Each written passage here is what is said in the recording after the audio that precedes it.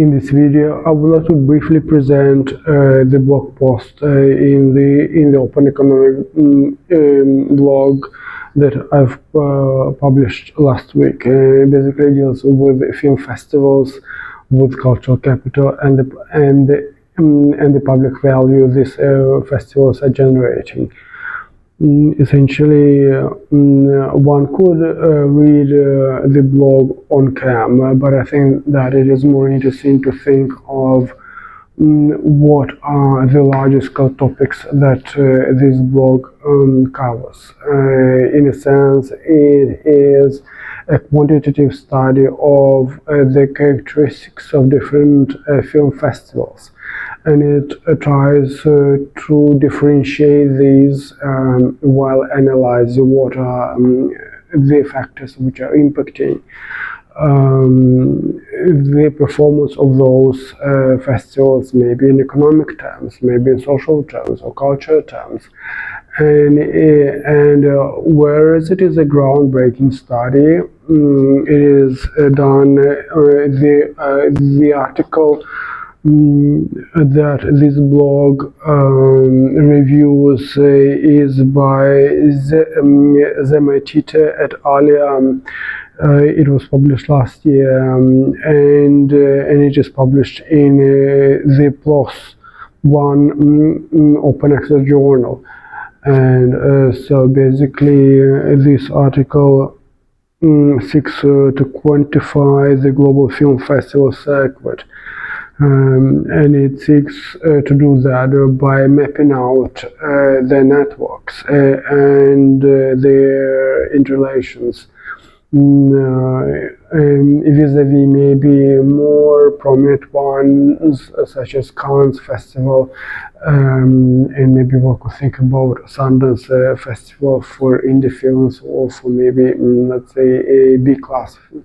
films, and maybe one can also think about Berlinale in Berlin, the Toronto Film Festival, etc. And also one should not forget some smaller scale festivals that may be taking place yearly in smaller cities around the world, etc. And I think that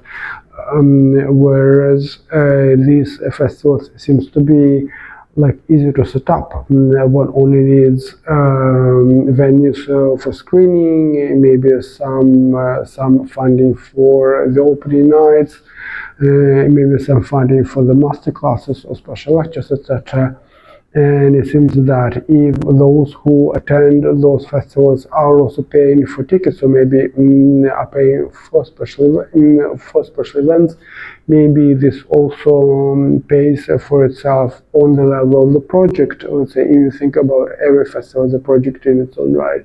and also in terms of, let's say, municipal support. Let's say if a municipality supports a festival, then it may expect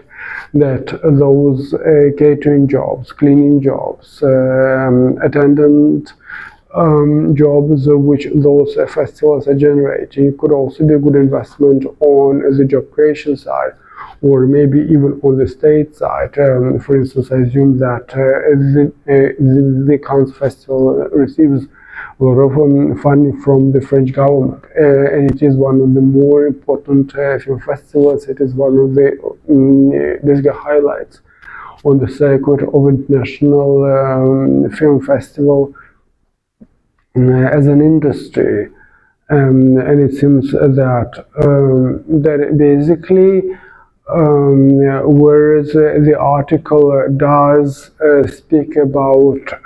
the economic effects, or maybe also the classification effects, such as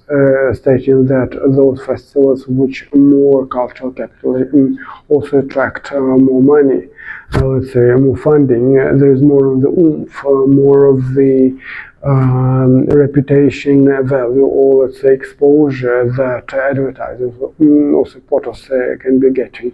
And then on the other hand, smaller festivals have more of the leeway, which probably comes maybe from the either dedicated funding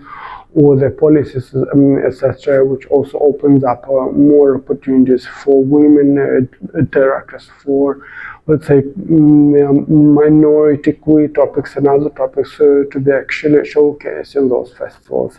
And it seems that there is a sense of a trade-off on the one hand, in between maybe, let's say, a higher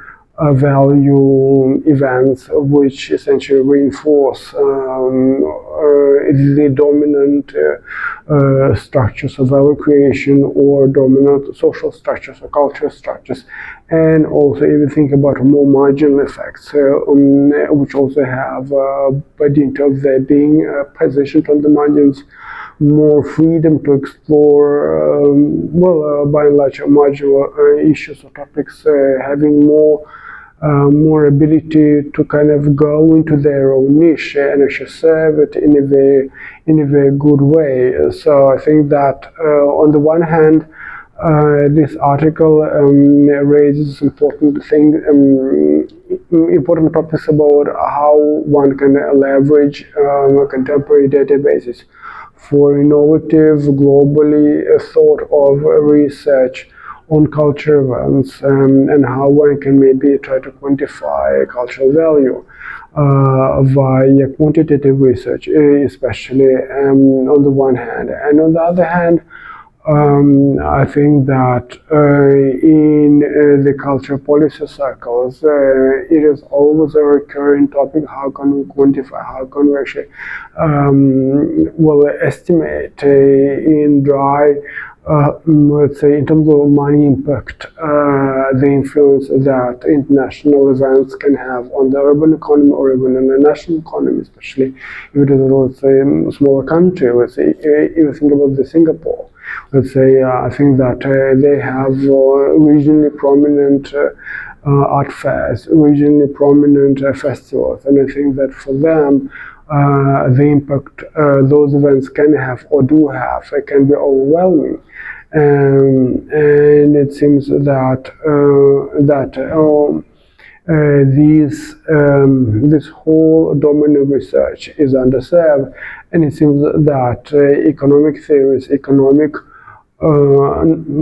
notions of frames of reference can be very helpful in that aspect, especially for those who may be advocating for funding or who seek to find their own niche, maybe on the level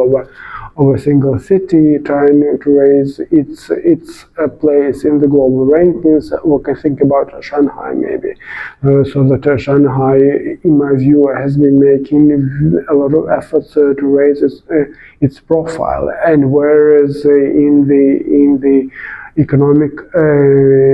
media, there could be an emerging opinion that maybe Shanghai didn't make it into the top ranking financial centers internationally. I think that if one thinks about Shanghai as a capital of culture, as a regional and capital of culture, and also internationally global capital of culture. If one thinks about the class of museums, if one thinks about the caliber of the international exhibitions, its stages, then I think that one can both argue that those efforts can pay off, and I think they do pay off. If you think about of the activity around any big museum, any big exhibitions, and the economic returns these are likely to have on the one hand, and also on the other hand, one can think about maybe leveraging those events, how